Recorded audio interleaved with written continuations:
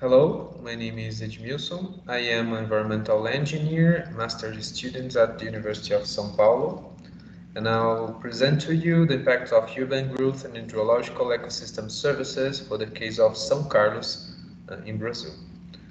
You can find this presentation using the QR code presented in the PDF file of the poster. Well, the planetary health has pointed out the need to elaborate development alternatives integrating human living conditions with natural systems. There is a need to develop local and regional baseline studies to develop adaptive management. This ongoing research aims to estimate the changes in hydrological ecosystem services between the years of 1985 and 2020 for 3 different watersheds in São Carlos, Brazil. The study has been developed in this, we part from Brazil, South America, state of São Paulo, and the urban areas of São Carlos.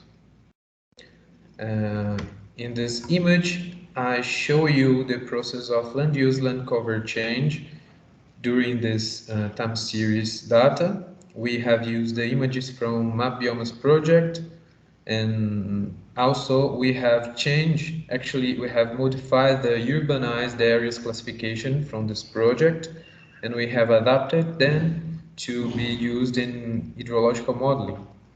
And here, where I am with the mouse, we can see which image corresponds to each year. So we can see the process of the development and land cover change during these years.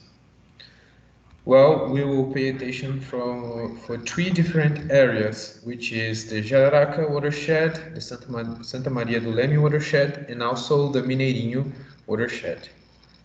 In these 3 regions, we have developed hydrological modeling to understand how these watersheds have been changing during those years. And here I present to you the results. In the first picture here, we can see how the peak flows have changed along the time. So for the case of Jararaca, as an example, we see that the peak flows jumped from 80 meters cubic per second to more than 35 meters cubic per second.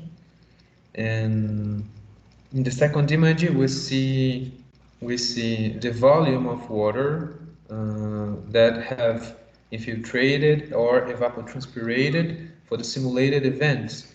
Since we don't have empirical data for all this time series, we have simulated precipitation events. So in the second picture, we show to you this volume simulated.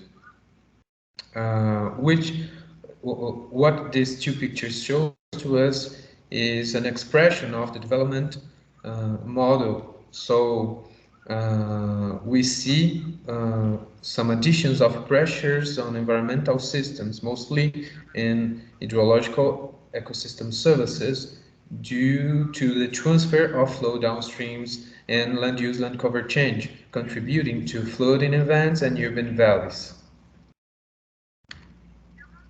Here I show you the references, and thank you.